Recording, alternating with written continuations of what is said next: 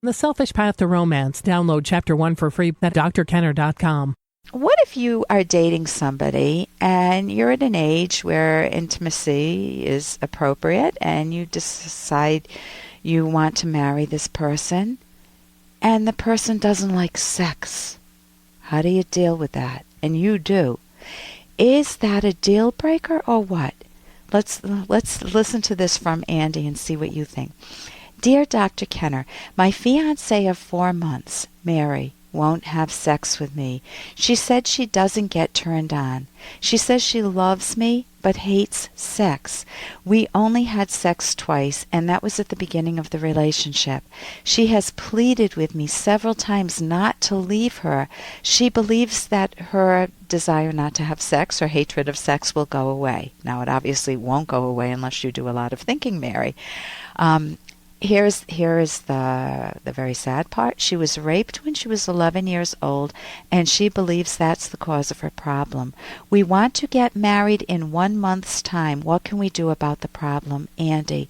Andy, consider postponing your wedding. This is such a serious decision you're making. This is a life-changing decision to get married, and you both need time to solve this problem because this is a potential deal breaker.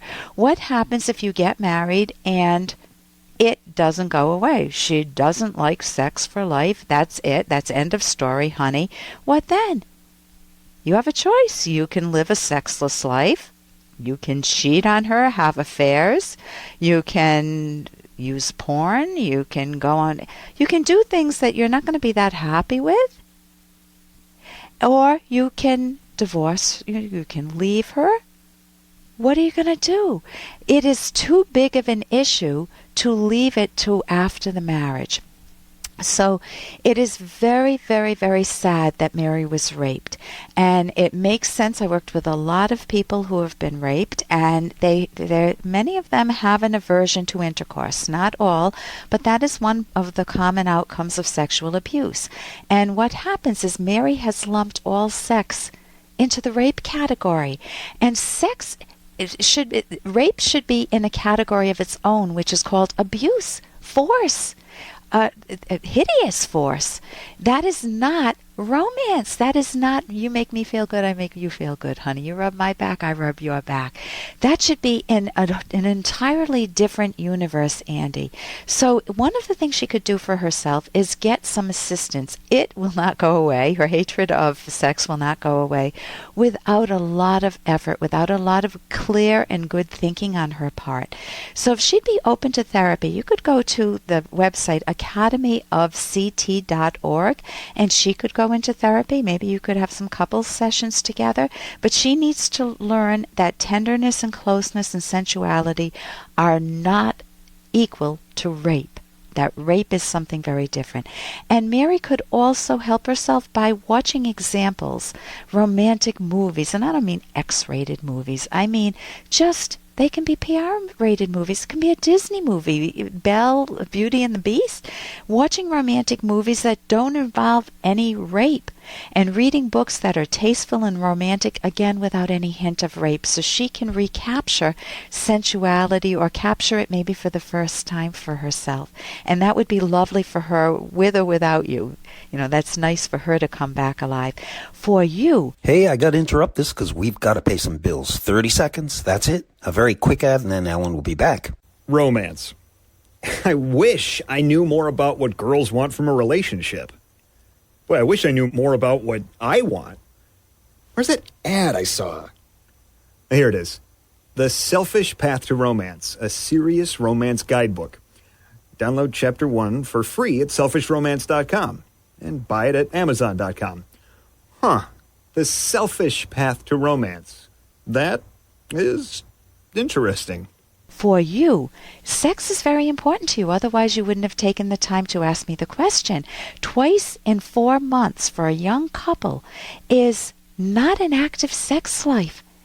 And given that she was so traumatized, it's important for you to give yourself permission to ask yourself the question, am I willing to make a long-term commitment or a lifetime commitment to someone who hates sex? And if your private answer is no, liberate yourself. You have no obligation to stay with her if she's offering you a sexless marriage. It's your life. You can lovingly say to her, Mary, I've hoped over the last few months that you would allow yourself to relax and enjoy sex. I can see that rape has taken a toll on you, and I would be lying to say that that would be okay for my entire life. There's so much I love in our relationship that I wouldn't have proposed. I can see it's not working out. You can be very kind to her and buy some time or get out of the relationship if you need that. I'm Dr. Ellen Kenner. And here's a little more from Dr. Kenner. You're not perfect, sport. And let me save you the suspense. This girl you met, she isn't perfect either. But the question is whether or not you're perfect for each other. That's the whole deal. That's what intimacy is all about. Now, you can know everything in the world, sport, but the only way you're finding out that one is by giving it a shot.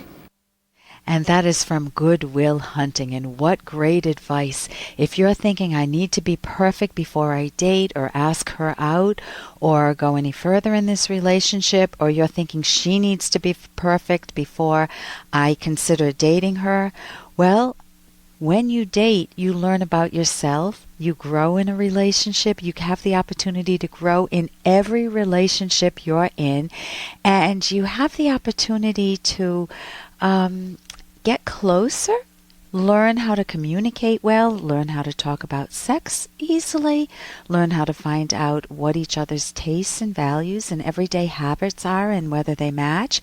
And I cover all of that in a book that Dr. Ed Locke and I have written. It's called The Selfish Path to Romance. And we use the word selfish not in the conventional way.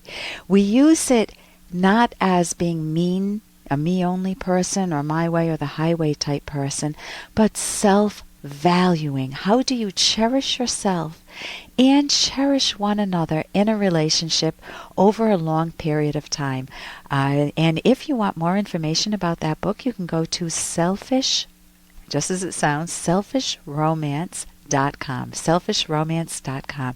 And I'm Dr. Ellen Kenner. For more Dr. Kenner podcast, go to drkenner.com. Here's an excerpt from The Selfish Path to Romance by Dr. Ellen Kenner. A major source of friction is when partners violate the trader relationship.